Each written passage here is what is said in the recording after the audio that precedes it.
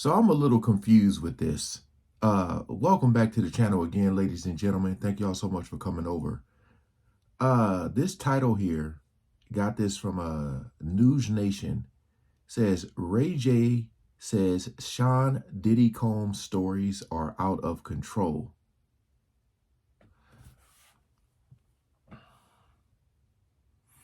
Now, you know, recently he got into an altercation with Diddy's sons for allegedly saying something about Diddy.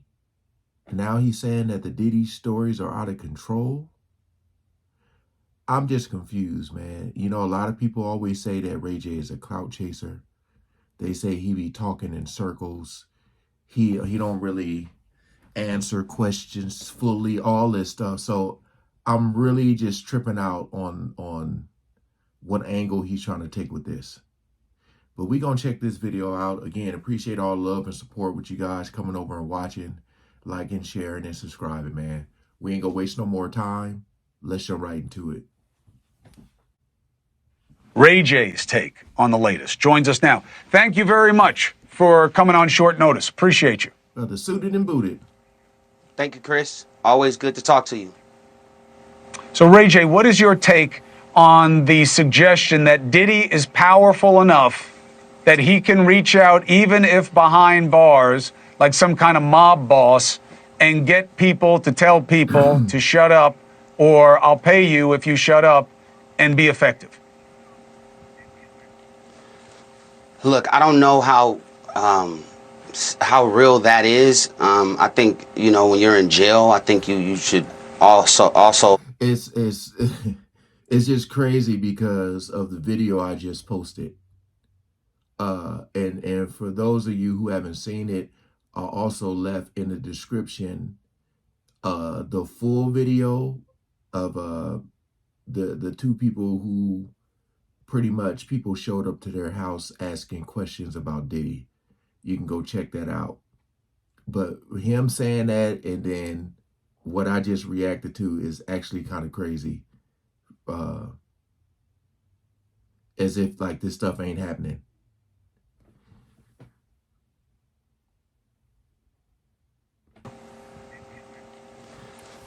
Look, I don't know how real that is. I think, you know, when you're in jail, I think you should also know how to move and not do stupid stuff like that. I think a lot of the stories are becoming out of control and super extreme. Again, you know, you start one way and then as it builds, there's thousands of people coming in creating a new narrative, and when you do your research or your due diligence on it, a lot of it doesn't come back real. So now you're stuck in a position to go, is any of it real, or how much of it is real? And I think that's where we are now, because they just keep piling on and on and on, and now everybody's starting to feel weird about it and starting to feel like it's all starting to look like it's one-sided again. Who's feeling weird about it? I mean, unless this is people like some celebrities that he know that he's talking about. But for regular Joe Schmoes like us, we don't find it weird at all. We just want, you know, some type of punishment, right? Because, you know, of course, more stories are going to come out because more people feel comfortable to speak. But, I mean, like I said before, that Cassie video was enough for me. You know, I feel like anybody in the industry, in the music industry, should be upset about that video. And a lot of people don't seem like they are, you know, with him and Cassie. So I don't know what you're talking about. It's one man, and people aren't liking it. Do you still believe that we're going to see a lot of bold-faced names get pulled into this because of their knowledge or their participation in what Diddy is accused of? You know, I think that there might have been times where people have partied with a certain team of people and it might have been a freak off at that party, right? But I can guarantee you, most of the celebrities that's went to Diddy's parties never even heard of a freak off. So the freak offs in the beginning sounded really interesting, you know, and entertaining, I would say. But in this space now, when you look back, where were the freak offs? Everybody that's super legitimate, that's an A-list celebrity or whatever they say, you know, from my knowledge and just me knowing, I've never seen a freak off. What does that really mean? I mean, is that really real? Is this 50-50? Are we creating a new narrative for something that's not there? Where was it really dope in the baby oil? I mean, what are we doing? Again, I don't know what angle he's trying to take here.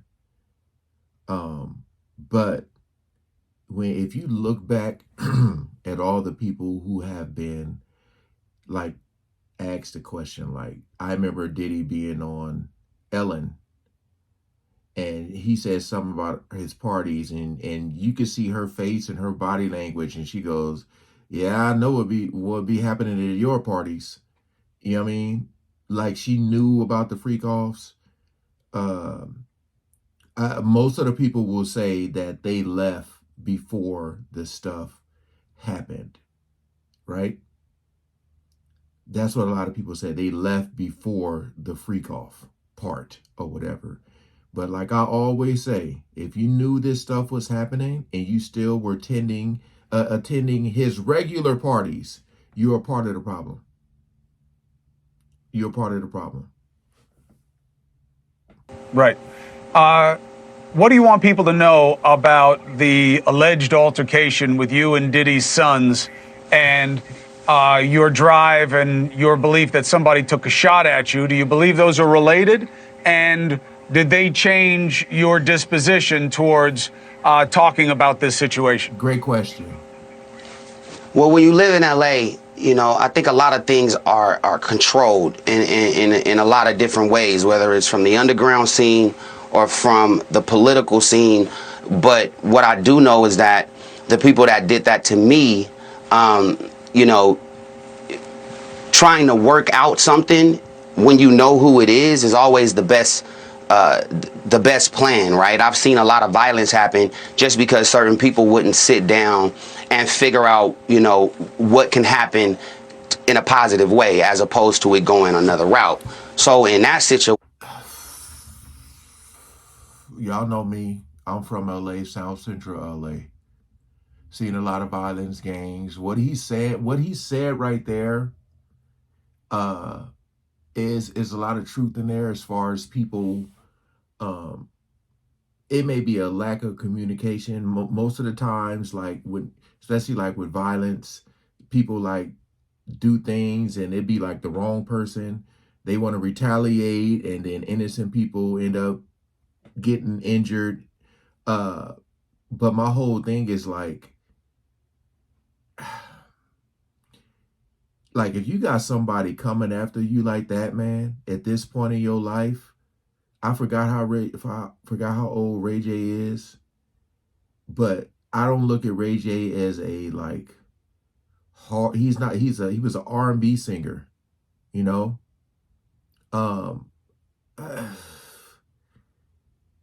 Like he's saying he know who did it.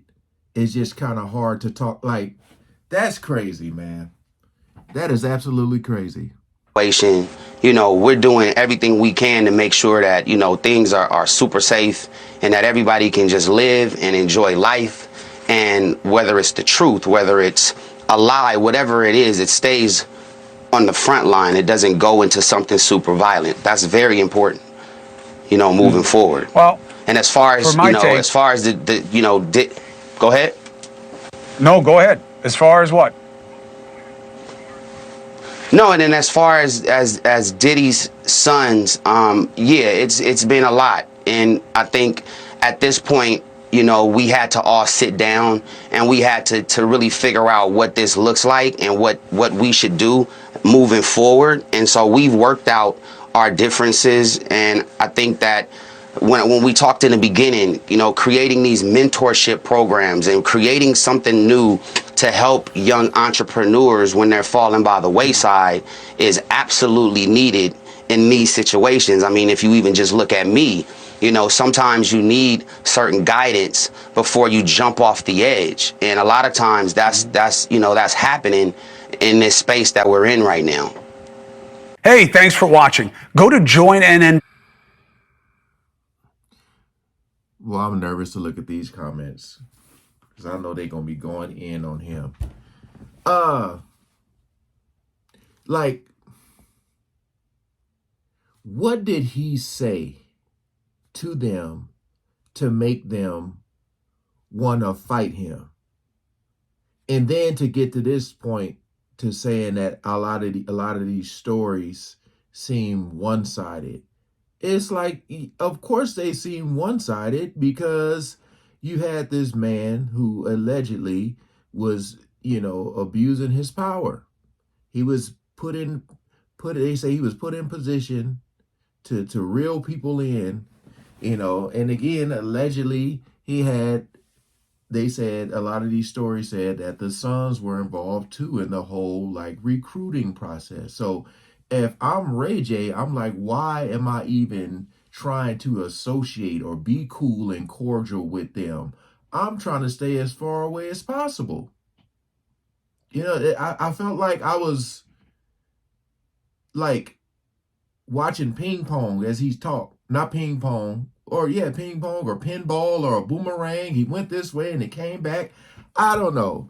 But I'm going to just look at a couple of comments. Oh, Lord. So a couple of comments. Most of the first comments are saying he's 100% on those tapes. Ray J is doing damage control. Yeah, I ain't got to. But I don't understand, like, why he's just like not staying away from this, you know? It's like when we said, why aren't these celebrities speaking out? I don't think we meant Ray J. You know what I mean? It's just because like um I'm talking about like the J-Lo's, the Mary J's, the hell, has 112 came out and said something? I mean, you had people like Danny Kane, you had Day 26, you had the band member Freddie P speaking, you know, like, comment below, man, what y'all think about that. I think it was kind of like talking in circles a little bit. I understood some of it, you know, with the whole like being from LA and the violence and stuff like that. As a person who've witnessed and had a lot of people that were close to me, you know, yeah, senseless violence, you know. All right, peace out.